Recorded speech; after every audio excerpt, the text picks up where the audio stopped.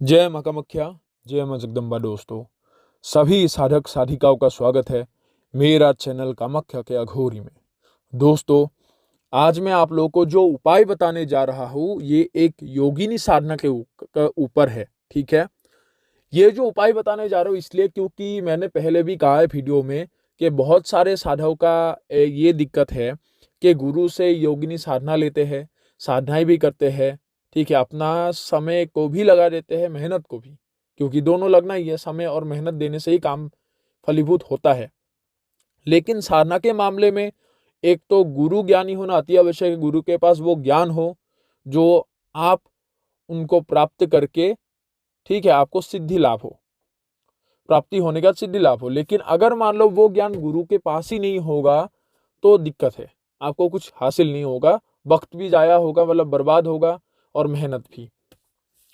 तो बहुत सारे साधकों का ऐसा भी प्रश्न होता है कि गुरु से विधान लेने के बाद अनुभव होते हैं, स्वप्नों में जो माता है योगिनी माता वो दर्शन देते हैं, लेकिन वो योगिनी माता है प्रत्यक्ष दर्शन नहीं देते। कारण क्या है? ठीक है, कारण बहुत सारे हो सकते हैं। यहाँ पे देखो एक भाषा में बताया नहीं जा सकता, ऐसा है। विधि अपूर्ण भी हो सकते हैं। ठीक है, संपूर्ण विधि आपको नहीं बताया होगा।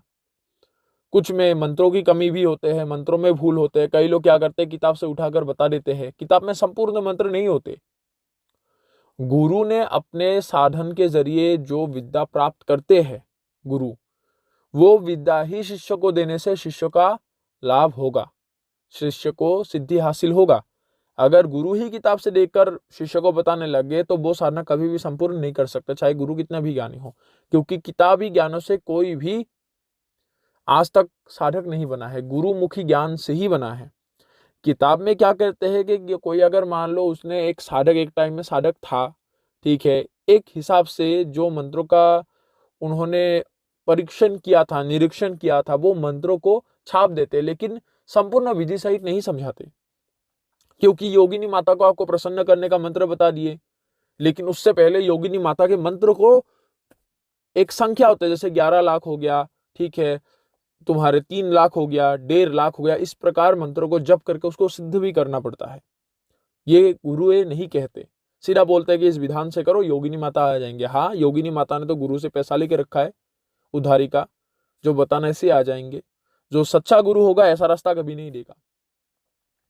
और सबसे पहली बात है कि योगिनी साधना करने से पहले माँ भगवती का पूजा करो, क्योंकि माता का एक समझ लो स्वरूप भी माना गया है, और उनका सबसे प्रमुख गण है, शक्तिशाली गण में से एक है। योगिनी का शक्ति कोई मामूली शक्ति नहीं है, ये एक बहुत ही उच्च कोटि के लेवल का एक शक्ति है। ठीक है, वो माता है। ठीक है, तो अगर भगवती का आप सेवा करते हो, माता काली का हो, माता दुर्गा का हो, अगर उनको प्रसन्न करके रखे हो, 10 महाविद्याओं में से आपको आशीर्वाद प्राप्त है माता का, तो योगिनी आपको जल्दी से प्रसन्न होकर दर्शन देगा। उनमें से कोई ये योगिनी का कोई कवच कोई पहनता है, योगिनी आकर्षण कवच, वशीभूत कवच, ऐसा वैसा कोई कवच ववच है नहीं। ठीक है, आज मैं आप लोगों को जो विधान बताने वाला हूं, ये विधान के जरिए आप अगर इस मंत्र को जप करते हो तो योगिनी साधना में अगर योगिनी दर्शन नहीं दे रहा है, ठीक है, अगर विधि संपूर्ण है तो कुछ ही दिनों में योगिनी आपको दर्शन देगा। क्योंकि ये जो मंत्र है ये आपके दादा गुरु को शिव के द्वारा बताए गए मंत्र है, जिसका प्रयोग अभी भी दादा गुरु जी तुम्हारे करते हैं, अभी भी।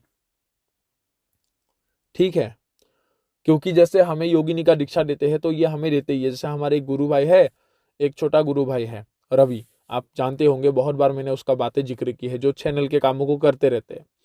तो उसको अभी योगिनी का दीक्षा दे रहा है।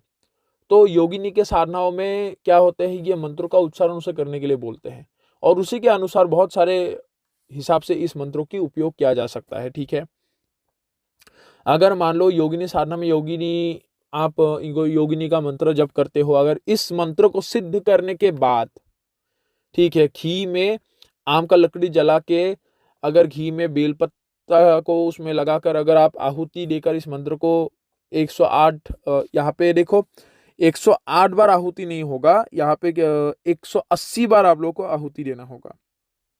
180 बार आप लोग को आहुति देना होगा, जिससे वो योगिनी माताएं उसी में ही प्रसन्न होकर दर्शन दे देंगे। ये योगिनी माता को बहुत ही प्रसन्न होता है इस मंत्र के जाप से, ठीक है। और ये एक बहुत ही सिद्ध, प्रभावशाली, शक्तिशाली मंत्र है, ठीक है। और ये जो मंत्र था ये दादा गुरु जी को कब मिला था? जब ये हमारे भारतवर्ष में सबसे बड़ा एक अघोरी था उस टाइम में, ठीक है। उनका नाम था काल बाबा, अघोरी का गुरु था वो, सबसे ऊपर का साधक, उनके ऊपर कोई नहीं था। तो उस लाइन में करीब वो मारा जाएंगे, समय हो गया, उनका मृत्यु हुए कम से कम 2005 में ही उनका मृत्यु हो गया था, 5 में ही मृत्यु हो गया था, ठीक है। तो वो काल बाबा हमारे भूतनाथ में रहते थे और उनका ये आपके दादा गुरु जी जो है गुरु भाई है। तो उनके टाइम में ही शिव साधन के समय में उनको ये शिव ने मंत्र दिया था, तुम्हारे दादा गुरु जी को। तो ये मंत्रों का जो उपयोग करता है उनको योगिनी माता जल्दी से प्रसन्न होकर दर्शन देती है और आकर सीधा बात करेगा तुमसे, ठीक है। अगर योगिनी बात नहीं करता है तो इस मंत्र को पढ़ लो, जैसे 180 बार पढ़ दो, योगिनी माता खुश होकर दर्शन देंगे और बात करने ही वाले होंगे, करना ही करना पड़ेगा, गारंटी है, क्योंकि मेरा खुद का परीक्षण है। तो आज इसलिए मैं आपको बता रहा हूं, क्योंकि ये जो मंत्र आप लोगों को मैं बता रहा हूं ये कोई अपरीक्षित नहीं है, परीक्षित मंत्र है, जिसको परीक्षण निरीक्षण करने के बाद जब इसकी फल की प्राप्ति हुआ है तत्पश्चात आप लोगों को हम इस मंत्रों का ज्ञान दे रहे हैं। और इस मंत्रों का ही नहीं, जितने भी विधि विधान बताता हूं वो सब किसी ना किसी माध्यम से उसको परीक्षित या फिर परीक्षण कर चुके होते हैं, उसके पश्चात आप लोगों को देते हैं। अगर ऐसा कोई विधि हम देते हैं तो आपका अगर नुकसान हो जाता है तो उसमें जिम्मेवारी हमारा होगा, तो उसके लिए उसमें कितना खतरा है कैसा परिस्थिति में आएगा उसके अनुसार देकर आप लोगों को बताया जाता है। इस मंत्र को सिद्ध किस प्रकार करना है, बहुत ही सरल मतलब विधान है, जिसको सिद्ध करने के लिए कोई भी दिक्कत की बात नहीं है। सोमवार से आप इसका जप में बैठ सकते हो, ठीक है। सोमवार के महीने का पहला सोमवार हो तो और उत्तम है। उसमें देखो वस्त्र जो होता है वो आप लाल वस्त्र के परिधान कर सकते हो, लाल वस्त्र जो है, धोती, बिना सिले हुए वस्त्र होगा तो और उत्तम है। आसन जो होगा वो कुशा का लोगे, माला रुद्राक्ष का लोगे, सात्विक नियमों का पालन करना है, ठीक है। सात्विक भोजन ही करना है, तामसिक जो भोजन है उसका वर्जित है, स्त्री सहवास वर्जित है, जमीन में सोना होगा। और जब आप लोग शुरू करोगे सबसे पहले जिस प्रकार मैं कहता हूं, सबसे पहले गणेश जी का पूजन करो, शिव जी का पूजन करो, माता भगवती का पूजा करो, क्योंकि उनके ही हाथ में योगिनी का सिद्धि होते हैं, ये याद रखना। माता का ही प्रमुख गण होता है योगिनी, शिव का नहीं, ठीक है। लेकिन माता तो शिव से ही जुड़े है, शिव का अधिशक्ति माना गया है, तो प्रमुख माता है इस साधना में। तो माता को अच्छी तरह से पूजा करो जिस प्रकार हो आता हो, ठीक है। उसके पश्चात अपने मंत्रों की सिद्धि के लिए गणेश जी से, उसके बाद महादेव से और उसके बाद माता से प्रार्थना करो कि वो आपको सफलता प्रदान करे। उसके पश्चात आप लोग पूर्व दिशा की ओर मुंह करके बैठकर इस मंत्रों को जप करो। ये मंत्रों को जप आप लोग को 1 लाख जप करना होगा। 1 लाख जप करने के बाद हर रोज आप मतलब शुरू कर सकते हो, मतलब 180 बार जप करके आप योगिनी का साधना करो, ठीक है। तब उसके बाद देखो योगिनी आपके साथ बात करेगा ही करेगा। और 1 लाख बार जो जप होगा इसको आपको 21 दिन में पूरा करना होगा। अगर 21 दिन में करते हो तो और उत्तम है, ठीक है। इसलिए मैं 21 दिन का ही आप लोगों को बता रहा हूँ, 21 दिन में आप लोगों को पूरा करना होगा। और ये जो मंत्र है मैं उस साधक को ही दूंगा जो साधक सही होगा, सही पथ में अग्रसर होंगे, ठीक है। हर लोग को यह मंत्र नहीं दिया जाएगा।